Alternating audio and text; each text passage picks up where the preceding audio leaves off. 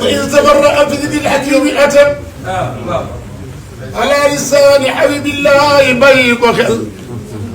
وكل راع غدا لا بد دسنا كل حاج تلان كلون ساملو جبلنا أم جبلول aduna mooy tool bi nan góorgóorlu mbay mi rafet te sell ngir këju jëm te bàyyi ak tilimal ku nekk naw di yóbbalam ànd ak di fuglu bu baax almawta xam ne du jaas foo tollu yow ragalal Cheikh Hadj Abdoulaye Simaali ne an xaatimi al anbiya xayril wara wasilu arhamakum donte ci nuyoo la Abdou Fasil borom bi moo warulu bokk ci képp ku ko dog mu dog la luy waral dog yal nañ ci yàlla musal nañ jokk bokk ñun ñii ñëpp tabañ di ko dog te bokk maase fu waaye ne farlu ci géewanal lii bu amee réew mi naat ca jag bu dootu fi am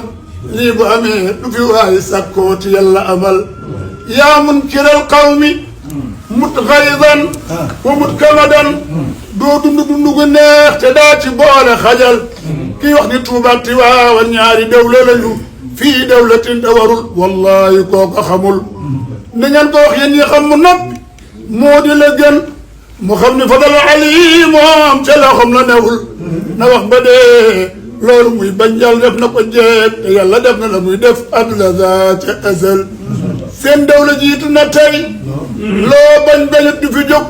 waxal ba xottu yaa malxuunu yaa xëttu xol boole ci sa xam ni fal aqlaamu qadru fi at ba jëppati suuf yow mii soo mënee toxalal yow doo jullit doo bu kenn xam loo fi doon ba di wax soo bàyyiwul lii nga ne yàllaay ki lay toroxal Tuubaa Tiwaawan Ñaseen Jaamala Canaba kazaaka Laayeen wa Njaasaan ci rek